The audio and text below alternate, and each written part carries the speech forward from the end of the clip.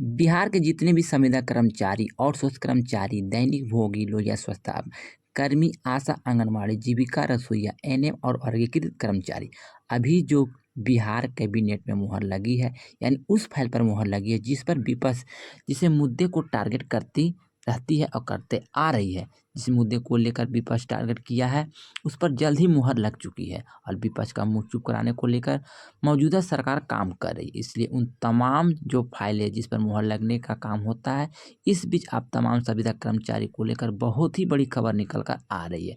तमाम जितने भी संविदा कर्मचारी जो लंबे अरसों से अपनी मांग पर अड़े हुए थे कि हम लोगों को समान काम का समान हक सरकार देने को लेकर काम करे, क्योंकि हम भी सरकारी कर्मचारी के साथ कदम से कदम मिलाकर चलते हैं और यह बात बिल्कुल भी सत्य है।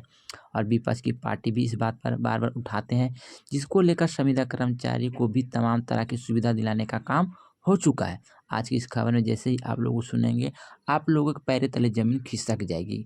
आप लोगों को पहली बार किसी ने आप सभी संविदा कर्मचारी, आउटसोर्स कर्मचारी, दैनिक कर्मचारी, वेतन भोगी, लोहिया स्वच्छता जितने भी कर्मी हैं, पर्यवेक्षक है, आशा हो गया, आंगनबाड़ी, जीविका रसोईया, होमगार्ड को लेकर खुली चैलेंज कर दिया है। इन सभी का मानदेय बढ़ाया जाए और इन्हें नियमित किया जाए और आप लोगों को भी एक समान हक मिले, जिसका इंतजार आप लोग काफ़ी सालों से कर रहे हैं। तो और आप लोगों की बताते चलें, जो सरकार हर वक्त जो फाइल को टाल देती थी उसको लेकर टारगेट भी किया गया है। उसके बारे में आपको आज इस खबर में सुनाने वाला हूँ। जैसा कि आप भी जानते हैं कि अभी इस वक्त बिहार में जिस प्रकार की चुनावी बिगुल फूंक चुकी है, जिस प्रकार तमाम पार्टी अपने अपने एजेंडों को लेकर सड़क पर उतरे हैं और तमाम वोटों को टारगेट कर रही है। इस बीच आपको बताते चले कि एक सोशल मीडिया पर काफ़ी चर्चित व्यक्ति प्रशांत किशोर ने स्पष्ट रूप से तमाम संविदा कर्मचारी की हक की बात कही है। इसलिए इस खबर को लेकर आया हूं, क्योंकि आप लोग भी जानते हैं कि जिन मांगों को लेकर विपक्ष सरकार निशाना साधने का काम किया, उस मुद्दे को सरकार जल्द कैबिनेट से तोहफा देने का भी काम किया है। इस बात को आप लोग भी जानते हैं, क्योंकि सरकार कोई भूल नहीं करना चाहती है। इसलिए अगर विपक्ष किसी बात को लेकर कह रही है तो सरकार अंत में उस चीज़ को लागू कर रही है। इसलिए आप लोग भी देख रहे होंगे कि बैक टू बैक कैबिनेट की बैठक हो रही है।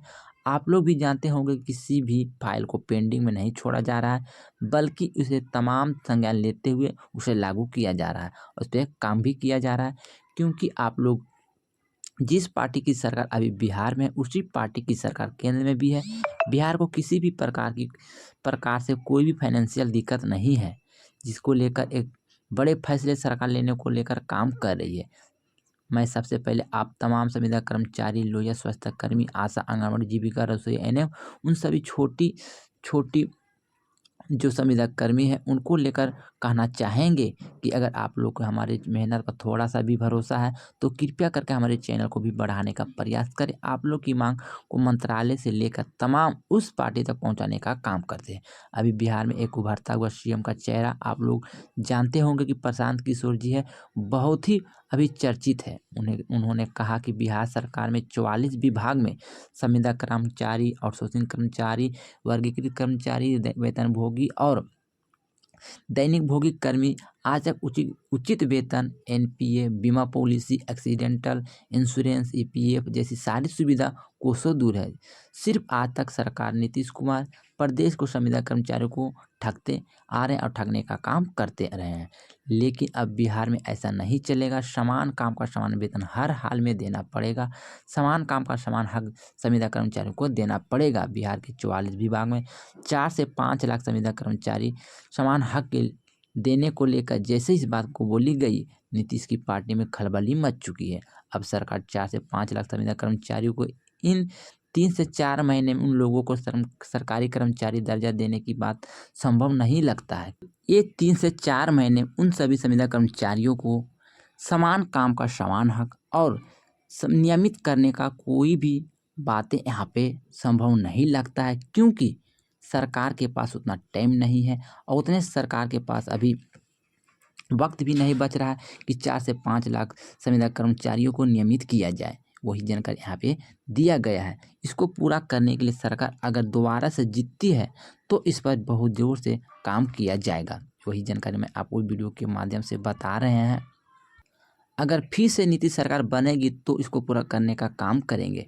फिर सरकार स्तर निचली स्तर तक जा सकती है, लेकिन यह किसी भी प्रकार के कोई टाइम एंड कंडीशन नहीं है कि सरकार कहे राज्य में 4 से 5 लाख सभी संविदा कर्मचारी और सोर्स कर्मचारी को नियमित एक साथ करने का ऐलान करे, और ये संभव भी नहीं है।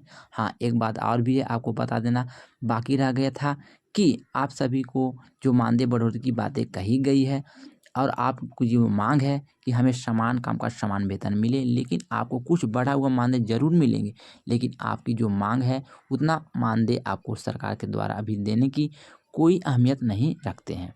यानी इस बार सरकार नीतीश की बनती है तो आपकी जितनी भी मांग है उसको जल्द से जल्द लागू करने का काम ज़रूर करेंगे।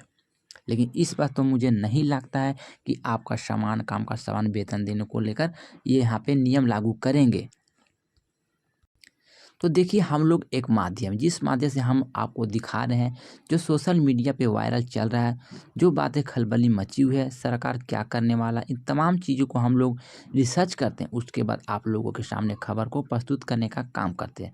तो साथियों, ये छोटी सी जानकारी थी आप सभी संविदा कर्मचारी और शोषित कर्मचारी को लेकर, तो मैंने पूरी जानकारी यहाँ पे डिटेल से बता दी है। फिर भी अगर कोई जानकारी छूट गए हैं या बोलने में कोई हमसे मिस्टेक हो गए